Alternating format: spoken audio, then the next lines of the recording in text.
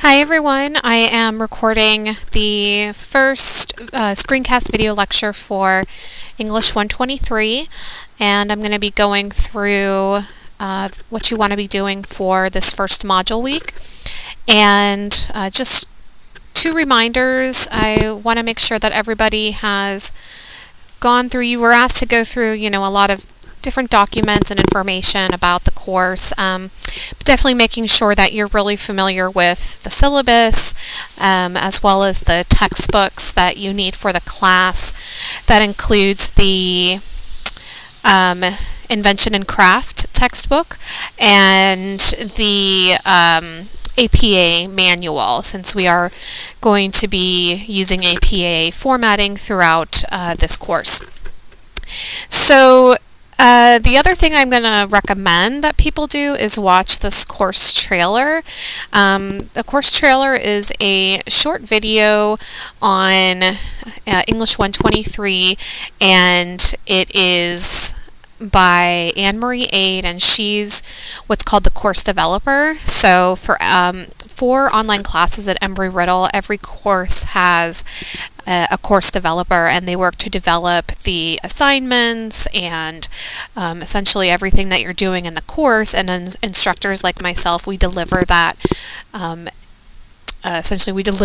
information and the assignments and kind of help facilitate as much as possible those assignments to the students. So this is a good short video. It's just over 2 minutes, but it's another good introduction to what you'll be doing and in this course and kind of the purposes of the course. So we're in the first module, and and I talked about in the announcement that I sent out yesterday, which was the first day of the module week, was about these two discussion assignments. The first one is an introduction to who you are, and anytime and I mentioned this in the announcement, but anytime you have a discussion assignment, you are asked to respond to some of your classmates. So in this one, for example, you want to respond to 2 of your classmates, and it says, down here, strike up a conversation with at least 2 classmates before the end of the module week. So, and this is why these assignments typically ask you to post earlier in the Canvas week, or in the module week, and that's in order to give you time to engage with the assignment so that you can meaningfully respond to your classmates. And then also posting early in the module week allows your classmates time to read what you've written and respond to your post. So there's the introduction to your self-discussion, and then there's the self-reflection discussion, and this is the one that is asking you to make an analogy, essentially. So writing is like, some type of food and why, and then kind of talk about it. So and then just like the other discussion, you want to respond to 2 of your classmates to this as well. The first few module weeks in this course are in my opinion, a little bit easier because, as I talked about in my welcome video, the very first one I posted where you see my face, I talk about how this course is backloaded with heavier assignments. So, and when I say heavier assignments, I mean like actual research papers, but the first few weeks are spent more talking about writing and the writing process, and getting you to do these reflective exercises where you think about essentially your relationship with writing and not forces you, but challenges you to identify where you might feel you want improvement or might need improvement, or where you struggle, or where you might have anxieties, and then once you identify those things, then you can recognize it and then try to build off it and make it, and not build the anxiety or problem, but once you recognize it, you should hopefully be able to mitigate that in some way, or at least that's the goal in theory. So you first have those two discussion assignments, the readings. After I go through the assignments, I'm going to go through chapters 1 and 2 as briefly as possible. You should all be completing, and a lot of you have already completed this, the library basic training. There's a certificate that you get once you complete it, and that takes you through the Hunt library, basically how to access things through there, how to do research, and that's because we'll be eventually doing some research and locating sources, and you want to do that with the Hunt library. And then the last assignment for this week is this blog on how do you write. Sorry about that. So this blog is asking you to, now this is a blog, this is not a discussion, so you don't have to, well actually I'm sorry, I forgot that. You do want to respond to at least 2 of your classmates' blog posts. I apologize, I was thinking of a different assignment. So for all 3 of the quote-unquote major assignments, right, those 2 discussions and then the blog, you want to make sure that you are responding to 2 of your classmates for all of those assignments, and then you have the library basic training, and then the 2 chapter readings, and the chapters are really short. I think they're only about 10 pages each. So and the purpose of this assignment, the how do you write assignment, is kind of a deep dive into your own practices and processes with writing. So you're asked to answer these 3 questions, which are, how do you decide what to write about? How do you choose a topic? What means do you use to develop supporting ideas? So it's trying to get you to think about how you approach assignment, best work through them, because we all struggle with these things in different ways, and it's up to each of us to try to figure out what works best for us. And I have found for myself that because I struggle with a lot of these things, even though I've been doing this for almost 20 years, I still do writing, and but it's, sometimes it's the point where I know this isn't my ideal environment, but I just have to get this done, so I need to do it. And it might not churn out the best stuff, but sometimes it's just a matter of I just need to write. And even though I'm aware that this environment or this thing is not ideal for me, I still just have to plug away and do it. So not everything is perfect, but we always want to try to understand what works best for us, and or what may not work for us, and then always thinking about what can be done to improve the process. So like I said, this assignment is a deep dive into reflecting on your own personal processes and practices when it comes to composition on writing. So that is, excuse me, all of the assignments for this week. Like I said, none of them are what I would consider heavy assignments at all. And the module week readings are, I would say, likewise, not heavy reading at all. So you're asked to read chapter 1 and 2. And they do have and I'm glad that this is in here, because these are 2 things that in my notes, and I'll show you where I have my notes on the chapters, because when I go through this, these are 2 of the composing models that our author Dively talks about, and I'll kind of I'll try to return to these when I get to that in my talking about the chapters, which I'm going to do right now. So what I did is under discussions, and I've never done it this way before, so I'm going to see how it works, but I don't know if you can see all these or not, but at the bottom of this, there's Module 1, Chapters 1 and 2 notes, and I made it a discussion. You do not have to respond to it. You can if you want, or if you want to ask questions or anything about that, you're welcome to respond to it, but you don't have to by any means. It was just a place where I thought I would put my notes in that I have about the readings. So what I did is I went through and basically pulled out what I thought were the most important takeaways from the 2 chapters, and these are kind of my notes where I go through chapter 1 and then here I go through chapter 2. So I'm going to just kind of quickly go through this, and then that'll be the last thing that I talk about today, just because the first module week is there's not a whole lot to it. It's a pretty calm week in terms of what you're being asked to do, and including the reading. So the first chapter is called Composition and Creativity, and the thing that I wanted to point out to everybody is that there's this distinction that our author makes between, and also correlation between, this idea of composing or composition and then this idea of creativity or creative. And what she's doing is she's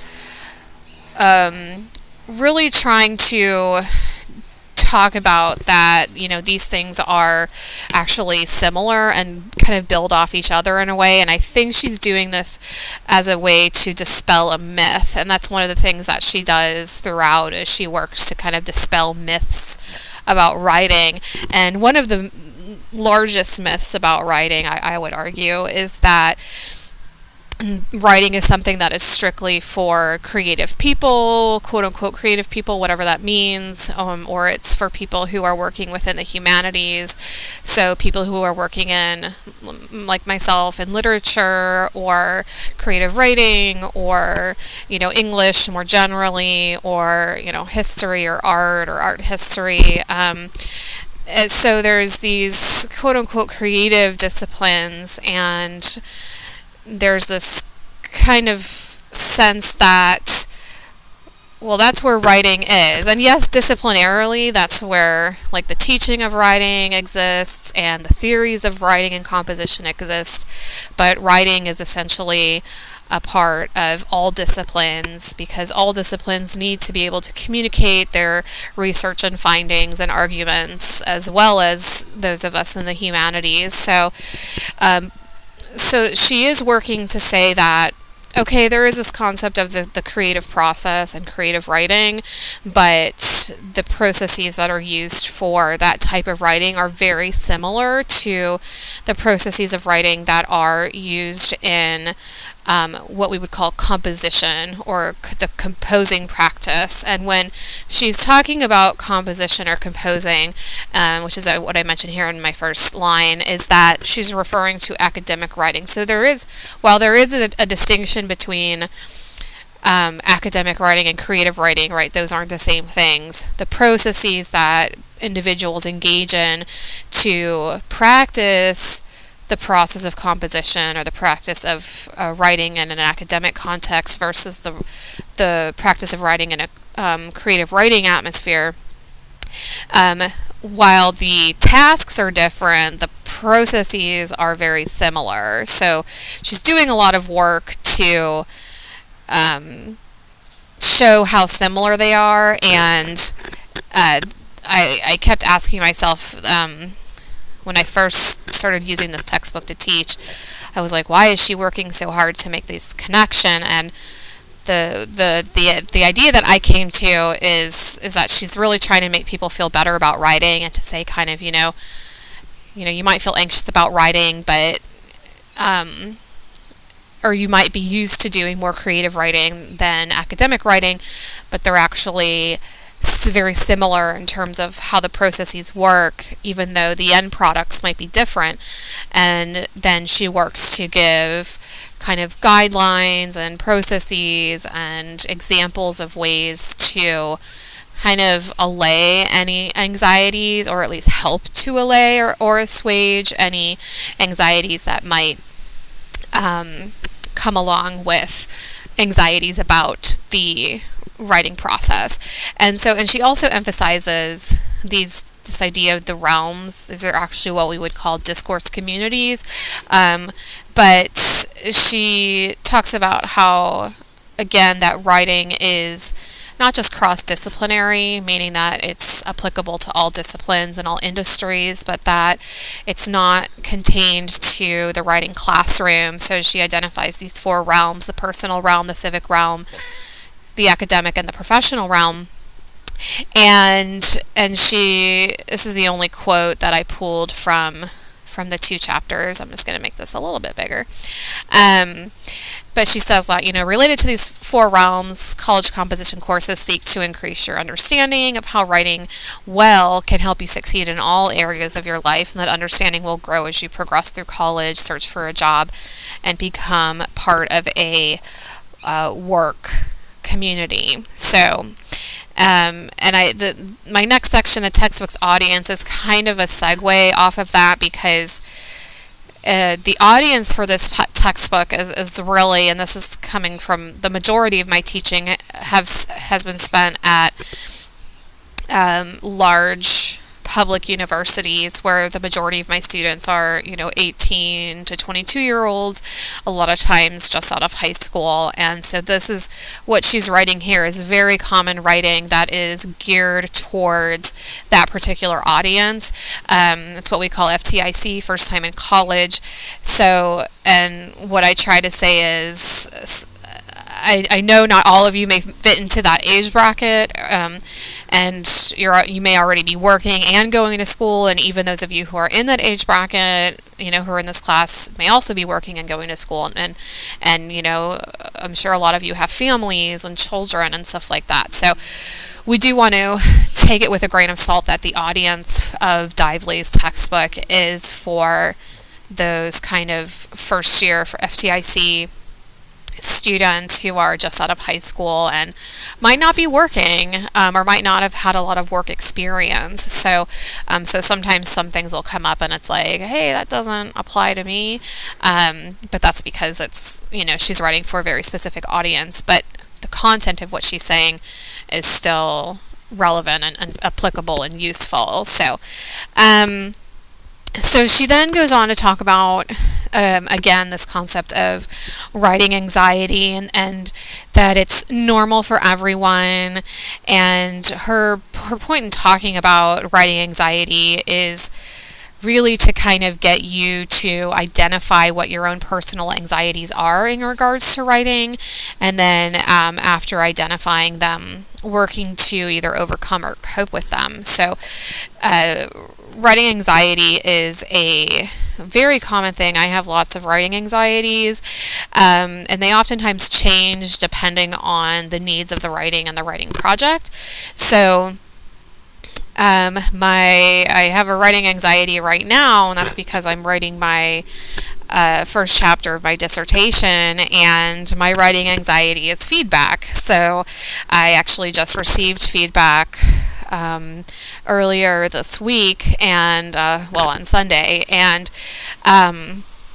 it was feedback. And so I started reading the feedback, and I was already like, oh my God, this is a 50-page document that I had written, first draft, and I was already a bustling mess of anxiety, because I was expecting the feedback, and I wanted the feedback. I want the feedback in order to be able to improve the writing, but it also creates a lot of anxieties, because then it's like, well, I wrote all of this for nothing, and you're asking me these questions about this, but I thought I already explained it here. And so then you start kind of having these solo arguments with the feedback that you've been given. So right now, a lot of my writing anxieties are about, getting feedback and then dealing with that feedback, and then how do I go about thinking about that, taking that feedback into consideration of, this is a person who I need to give them what they want in order for me to be able to graduate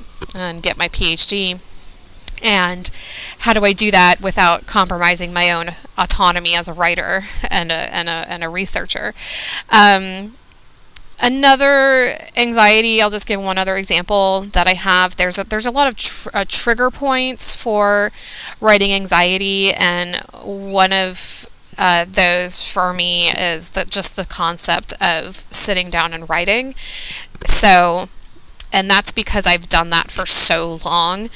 And this idea of I need to sit down and write is has now become a source of anxiety. So even when I think about I need to sit down and write, that's a trigger point, and it immediately becomes a source of anxiety for me. So the way that I try to deal with that is I have to maybe change my environment, or I have to swap out the ways in which I approach the writing. So maybe one day I'm going to write by hand, or I'm going to write on my phone, or I'm going to do, I'm going to record myself and then transcribe it, or I'll write on my computer one day. So it's kind of swapping out different ways of how I engage with the writing process in order not to trap myself in one practice that would then more likely lead to having anxiety. So these are just to give you examples, and there's tons of other examples of writing anxieties, and they're sometimes very specific to individuals. Sometimes they're more universal, some of them that we all anticipate having or have experienced and having had. So I think one of the most common anxieties is I don't have anything else to say about this topic, or I don't know how to integrate any sources that help argue my topic, right? These are all common anxieties that everybody has. Okay, so then she moves on to this concept of the relationship between composition and creativity. And so I'd say that I'm making an argument here about why Dively is emphasizing, again, a connection about these two things. And I bring back this idea that I already talked about, is that there is this very long-held, interminable idea that writing is only for creative people or for humanists, right? I've already talked about that.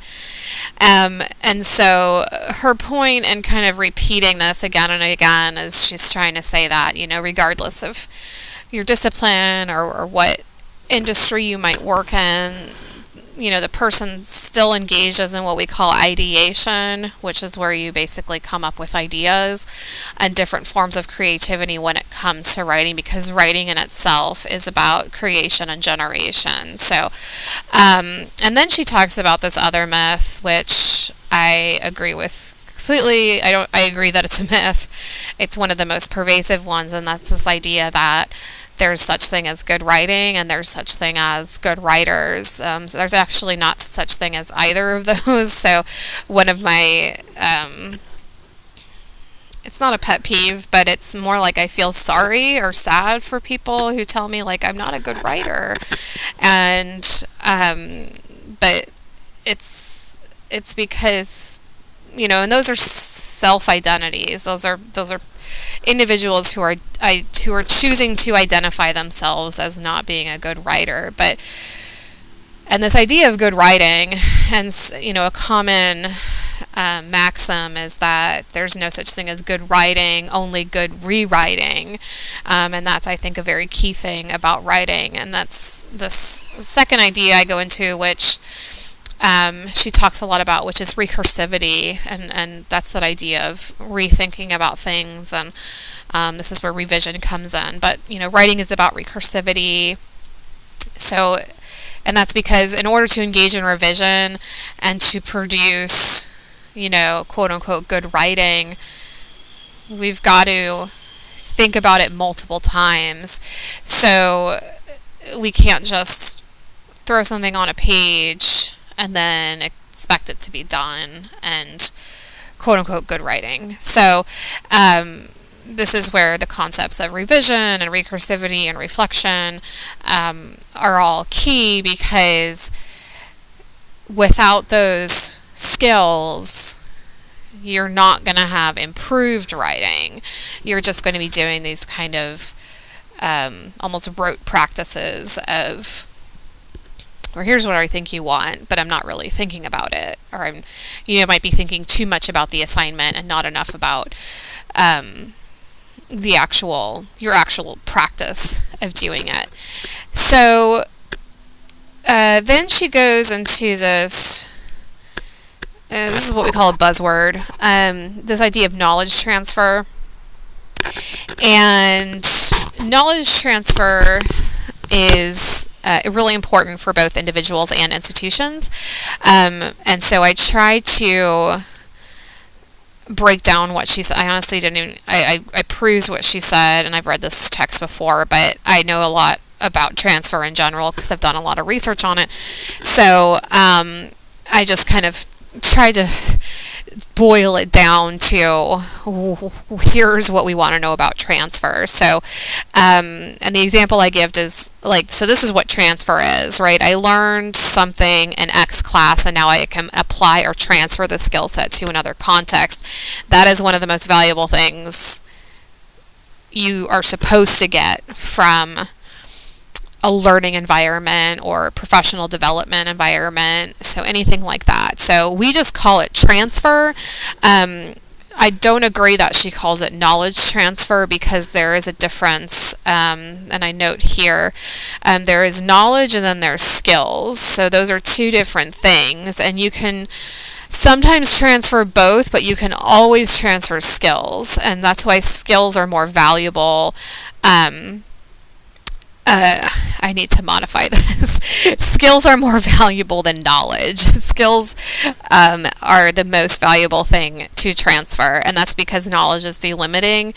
So, and then I give this very bad example about calculus because I don't know anything about calculus because I've never taken it.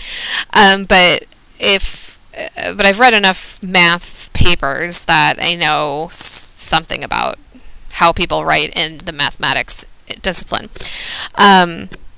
So if I know everything there is to know about calculus, or I have a broad knowledge of calculus, right, and I go to another class, or I go to the workplace, or in another context, the knowledge of the calculus may not necessarily be helpful for me to the context, or the company, or to me. So, however, the skills transfer rather than the knowledge transfer from calculus would be, how do you go about solving a problem and understanding the logic and reasoning behind how you go about solving problems in calculus. So those learning approaches to engaging in calculus or engaging in mathematics, or even making arguments in more advanced math courses, that's the skill set, and that's also what we would call the critical thinking part of learning in a course versus the knowledge. And the part that is more valuable is the skills part. Yeah, of course the knowledge part is going to be valuable in some contexts, but when it comes to transfer, and especially employers, they're looking for transfer. And this down here, I kind of talk on the institutional level. Transfer is important because a class is considered more valuable based on how much transfer it has or how much transfer it offers. And that's why you have to take things like English 123 or these general education courses. And that's because one of the major objectives of general education courses are to build your transferability of skills. It's meant to kind of build up those critical thinking skill sets that you can then take and apply in other courses, even on a subconscious level. So, and where I say down here, the idea that learning different skill sets, you can in theory increase the amount of transfer you have, and that makes you more valuable as a worker and as a citizen. And citizen building is one of the main components of the history of the university as an educative institution, and still is. I very strongly argue. It's not often talked about, but people I think forget. So that's chapter 1. So going into chapter 2, which is composing processes and I'll fix that. That's a mistake on my part. And creative processes. So she begins by talking about the concept of the writing process. So writing is a process in itself, but there's no one format, or it's not a black and white thing in terms of my writing process might be different from your writing process, and your writing process might be different from, these other people's writing processes who all have different processes than everybody else. So, she does offer the standard composing model, and I do agree that it's pretty standard. So I said it is standard, which is why she calls it standard composing model, and I do agree that it is standard. And that's one of, before I go look at those figures that I showed you before I started talking about the chapters, is she offers these two figures where she's got the standard composing model, but then, which is very, very linear, but then she's got this one with all the arrows, and that's to show that when we add recursivity to the standard composition model, it forces us to kind of go back to parts of the standard composing process. And so even though we might start writing in a linear fashion, that changes when we throw in recursivity and what we call reflective revision. And just as an example, I know quite a few people who write their introductions last, and I've always been baffled by this, but it is a thing and people do it, and it apparently works for them. So I say, great, keep doing it if it works for you. I could never do that. I always have to have a very well-crafted, comprehensive introduction and very thorough working thesis before I can move on to the rest of my paper. And the issue with recursivity, and some of you may have experienced this, is that this idea of constantly going back and looking at something and thinking about it, and that you have to monitor that, because you can get stuck in certain parts of the writing process. So for example, because I am so obsessed with introductions, there are times when I'll write the introduction, I'll finally be okay with it, and then I'll start writing other paragraphs, and then I go back to the introduction, and then I keep going back and back and back, and I'm like, okay, I need to change it, I need to modify it, I need to revise it, and it's like I can't get out of the introduction, but then I'll never finish the writing if I just can't get out of that part of the writing process. Another part of the writing process that a lot of people get stuck in, including myself, is research. And I have got it down here, research is one of the main pre-writing practices that we engage in. And research is something that a lot of people often go back to, or in theory, it is a good practice, but it's one of those practices, again, like all things in recursivity, that needs monitored, because if you don't do it in moderation and you become excessive with it, it becomes counterproductive to what you want to do. So, and I'll give you an example, that feedback I was talking about that I just got back from my director. One of her notes to me was, I suspect that you're doing a lot of reading and not enough writing. And she was completely right. I had gone back again to research and was reading a whole nother batch of books and adding in a whole nother batch of theories into my writing, and thinking too much about reading and different ideas, whereas it kind of got me way off track. And so I'll probably end up having to trash a lot of the stuff that I spent a lot of time putting in, but that was my fault because I wasn't moderating something that I know I have a problem with, which is spending too much time on the research. So speaking of pre-writing, I'm just going to pop down here because before I do this, I forgot to go back to the models. I want to go back there before I talk about pre-writing. And that is in the reading section in modules. So if you go to Module 1 Readings, right, they've got figures 2.2 and 2.5. So, and this is the creative process model that she also talks about in chapter 2. But if we just look right now at the composing model, right, because we have invention, drafting, revision, and editing, right, it's very linear. But this up here is the one with all the arrows, right, an illustration of writing's recursive nature. So we've got those same things, not all of them. One of them is taken out. Which one is it? I think editing is, nope, invention, drafting, oh, I can't count. See, this is why I should take more math classes. So when we start with the composition practice, it looks linear. And in theory, it would be. That would be amazing, but it's not. This is what it actually ends up looking like, because you're like, okay, I start with invention, then I go to drafting, okay, but then I got to go back to invention, and then maybe I go back to drafting, and then maybe I start revision, but then maybe I have to go back to invention, and then maybe I go back to drafting, and then maybe I go to revision, and then maybe I think I'm going to start editing, but then I realize that I'm not ready for that, so then I have to go back, right? So it's this very circuitous process that can drive you a little crazy, to be honest. But that's that idea of you're constantly going kind of back and forth between things as you need to. That's what we call a best practice in writing.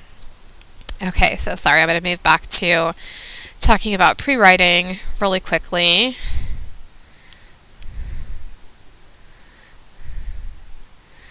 So if we pop down here, so because what I say about pre-writing is that one of the largest problems that I've seen with student writers over the years is that they perceive pre-writing as something that happens as just pre, and the pre-writing is kind of a misnomer. It probably shouldn't be called that. I don't know what else it would be called. I've never heard it called anything else. But it's never something that happens just before writing. It's really something that happens throughout the writing process, and that's because these pre-writing type activities like research, brainstorming, free writing, and mind mapping, and our author gives us other examples,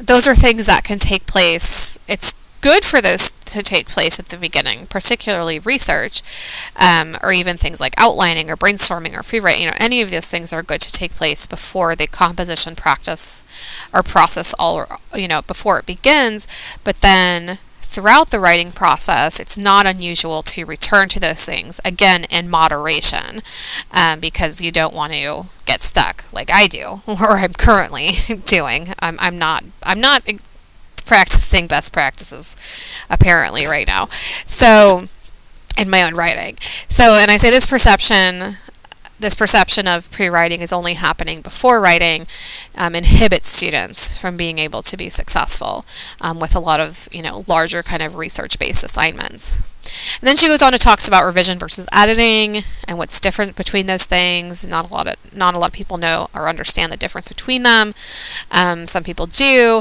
but this is not in her textbook, but I added it because I think it's easier to talk about it this way. This comes from my writing center background, but we talk about things in writing centers as what are called hocks and locks. So these higher order concerns versus lower order concerns, and writing instructors also talk about higher order and lower order. Sometimes they call them global and local. And then I give examples of what those are. So, what does revision look like? So what are, hocks are revision and locks are editing. But revision is much more important than editing. I mean, editing is important because it gives polish, but editing is the very, very last thing that is done in the writing process. Very last thing. When we're looking at hocks or higher order concerns or revision, right, we're looking at these higher order issues of, am I fulfilling the criteria of the assignment? Is my thesis argumentative? Do I provide sufficient evidence throughout? Am I integrating that evidence well with my own voice? Is my organization logical and meaningful? Those are large scale things that if you don't have or don't do well, you're going to lose points real quick. Locks or editing, right, are a lot of times what we call sentence level things. Do I have correct punctuation? Are there misspelled words? Am I being too wordy? Can you do what's called editing for concision? Do you have good cohesion? That is, do your sentences flow well from one to the next? And this is also where we get into APA and text citations. Are they cited correctly? Are the punctuation around quotations correct? Is your APA formatting on your references page correct? So you want always to be thinking about hawks and locks. More importantly, to be honest, are the hawks, because that's demonstrative of critical thinking. And that's what, if you're not thinking thoughtfully about the hawks. Sorry, I'm sitting outside. There's a helicopter going over my place right now, and I have headphones on, but I don't know if you can hear it. But I can't hear myself. If you're not thinking about the hawks, then you're gonna suffer more on your grade. But I don't want people to focus so much on hawks that they don't focus on locks either, because you also need to make sure that, yeah, you might have all the critical elements there. That is, all of these higher order issues are in place, but then you need to make sure that they're executed well, that you're communicating them with thoughtful writing, with formal writing, that everything looks pretty and the grammar makes sense and the punctuation's correct. So they're both important, but you do want to focus on hawks before you focus on locks or editing. And I did want to point out that what I just gave and all these question forms, this is what we call a heuristic, and it's very common in writing and any industry, any discipline, because it's just a form of quality control. And I give an example here about aviation, right? So I said maybe there's a list of questions that you have to ask when doing a safety checklist to make sure an aircraft is ready for flight, right? Those questions are for quality control. Is this done? Is this done? Is this done? Is this done? So it's the same thing. That's just a heuristic. The last thing I'm going to talk about, and how Dively kind of closes out chapter 2, is this creative process model. And this is where and that's in that figure 2.5, she has the standard composing model lined up next to the creative process model. So, and I say that it's good to know the different types of models that Dively's offering. And that's because if you are having a lot of anxiety or you're not sure where to start, the models are meant to help guide you. And what I do here again, and how I think she's closing out these 2 chapters, is again by saying we have a standard composition model that is academic writing, and then we have this quote-unquote creative writing process model. But when we look at them side by side, they're essentially the same. So again, she's underscoring that concept of academic writing, creative writing. Again, they might have different, or they will have different output or products, but the process of these 2 things are relatively the same. And we can see that if we go, and I know this is becoming, I said I was going to do it briefly, but if I go back to those 2 figures,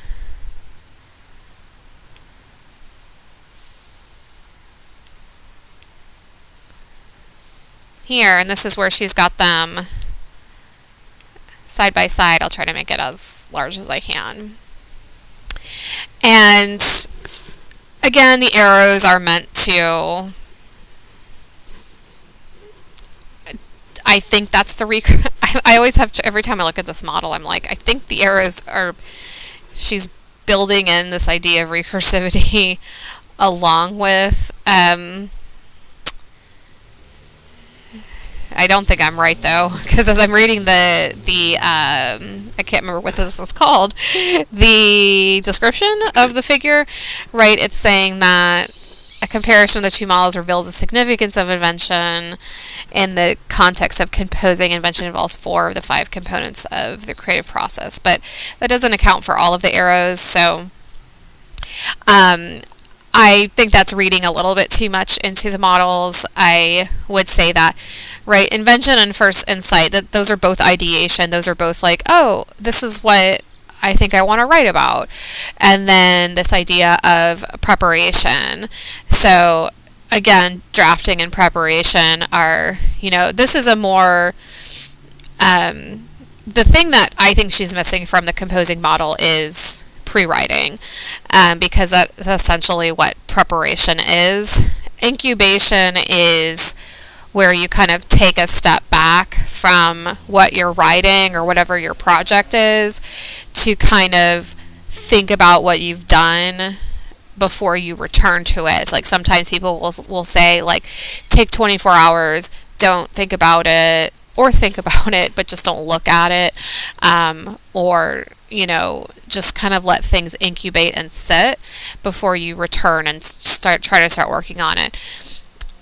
That is also within what we do in academic writing as well, because there's a lot of times when you might be like, I don't know what I just wrote, or I might write. There were a lot of times when I was writing my first chapter, right, I would write 500 words, and then I would say, that would be my whole day, and I would say, okay, I just wrote a lot of garbage, and then I would leave it, come back to it the next day, and I would say, oh, okay, it's actually not a lot of garbage, but I can continue to work on this. So insight, again, those are that kind of like, okay, I really think that's where recursivity would come in. I actually think revision should be connected in some way to insight, because insight is where you get, through recursivity and through reflection, it's where you start to have a greater understanding of where your project is going and how to take it where it needs to go. And then the verification. I don't really understand verification in terms of the creative process, but I think that's just kind of like, they've got it connected to editing, revision, and drafting. So it's just that kind of, all right, I think I got everything in place. Going to make sure that everything's organized well and makes sense, look through it, doing that revision, and then doing that editing, and then being done. So that's the reading. I'm going to go back in there into the notes that I gave and clean that up a little bit, and makes, because it's a little, there's a few things I want it to be less sloppy. But anyways, if you have questions about anything, or anything like that, you can message me on Canvas, or you can shoot me an email. Otherwise, I will be talking to you guys soon. Okay, bye.